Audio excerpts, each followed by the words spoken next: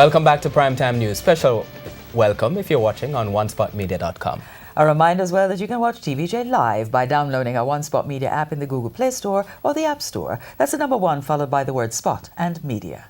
First up this evening, devastation. That's how people are describing what happened to sections of the second city, Montego Bay, in the last 24 hours. Several hours of flood rain sent water rushing through streets of the St. James capital, damaging seemingly everything in its way. Homes and businesses were flooded. People were trapped on cars, sidewalks, and so on. Vehicles were swept away in the deluge, and there was rubbish, mud, and muck everywhere. This evening, a cleanup is underway, and with it, an assessment. People are tallying their losses and asking one question more than any other. How could this have happened?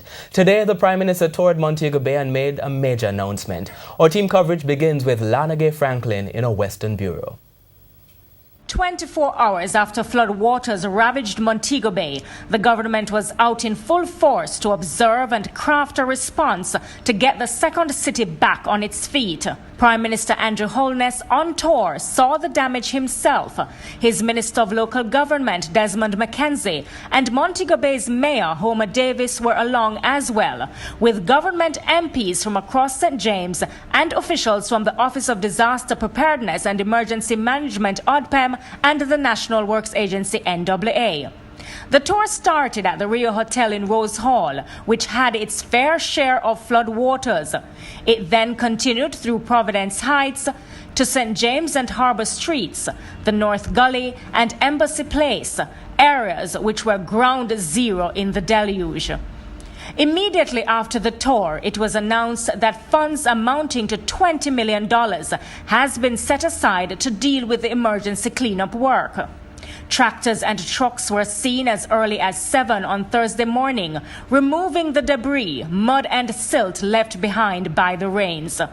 But this city will not see normality quickly. Montego Bay's Mayor Homer Davis says things won't return to normal before Sunday, and that depends on the weather over the next few days.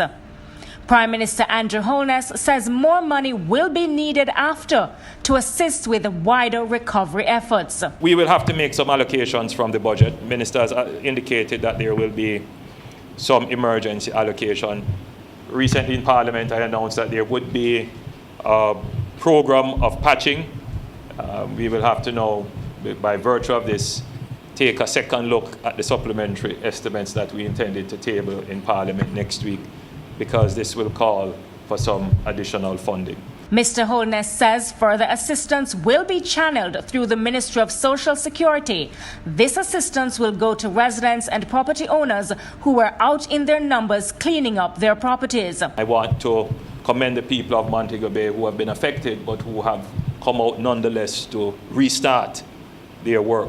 I want to say that the government will support as much as we can the recovery effort.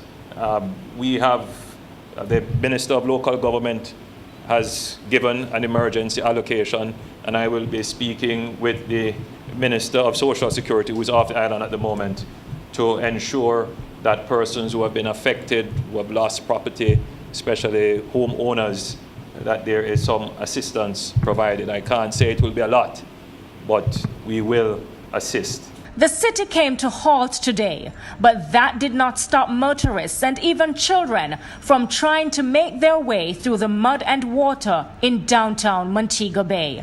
Lanagay Franklin, TVJ News.